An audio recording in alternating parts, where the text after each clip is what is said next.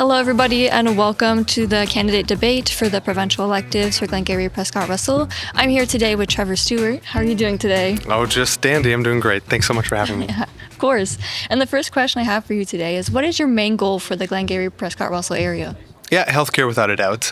It's the number one issue I have heard throughout this electoral process, and even before the campaign was called, we were out knocking on doors. We heard some really, really terrible horror stories, whether that be in Embrun, Hawkesbury, Alexandria, or Rockland. Yeah. Wherever we were going in the district, people were telling me they were waiting 12 hours wow. in wait times. 12 hours. Here at Hawkesbury, I know.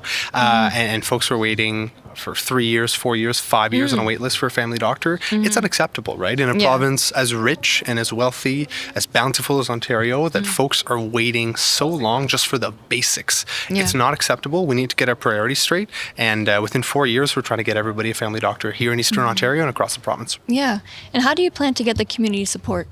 Yeah, it's, well, that's what campaigns are for, right? It's a lot of door knocking. God, so much door knocking. And it's not exactly wonderful summer weather, so it's been quite the process, but I'm very lucky. I've got a really good team that's with me. We've knocked on about 15,000 doors. We have made tens of thousands of phone calls.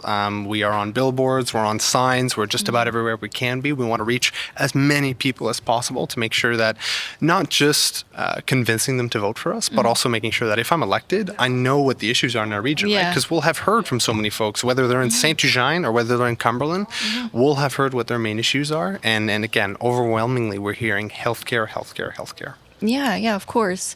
And how do you plan to engage the community in the decision-making process? Yeah, becoming, so on most of the flyers we hand out, I've got my cell number on there. I think you need, an elected representative needs to be accountable to the people that elect him. I am obviously a member of a political party, but I think the real boss is the people that elect you, not necessarily your party leader. So ensuring you loop people into the democratic process as well, I think is integral, especially for us in a rural region, right? I find folks are often disconnected.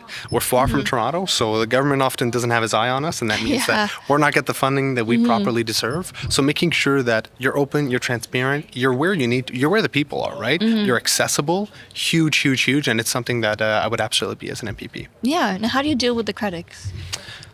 You can't take anything personal, right? Folks have, if I can borrow an expression in French, on des crottes du cœur sometimes, and you just need to make sure that you're doing the absolute best you possibly can, and that's the one promise, right, that I've made during this campaign, is that I will work my tail off for the people of Eastern Ontario, just like I have done for the people of Ward 7 throughout the past few years as their city councillor.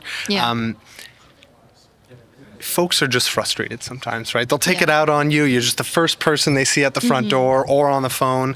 And I understand that. So you can't take it personal, but hearing people out often reduces a lot of that stress and a lot of the heat in the room just by listening to folks, because they're frustrated, they're not heard.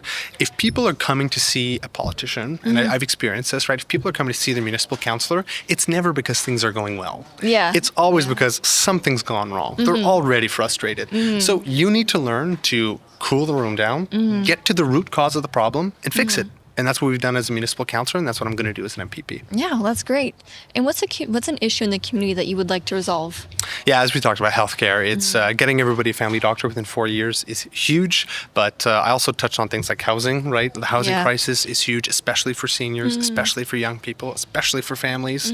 I hear from seniors who are trying to downsize but can't, because if they sell their home, they don't know where they're going to go because they can't afford anywhere else, right? This dream of Ontario that we once had, that if you just work hard and get a good job, you're going to be able to get ahead in life, is no longer true. And we need to get back to that dream. We need to get back to a place where hard work does get you the ultimate dream of being in Ontario, of being able to afford a home, of being able to have a good job and a foundation to build your family. Well, those are all the questions I have for you today. Thank you so much. Thank you so much.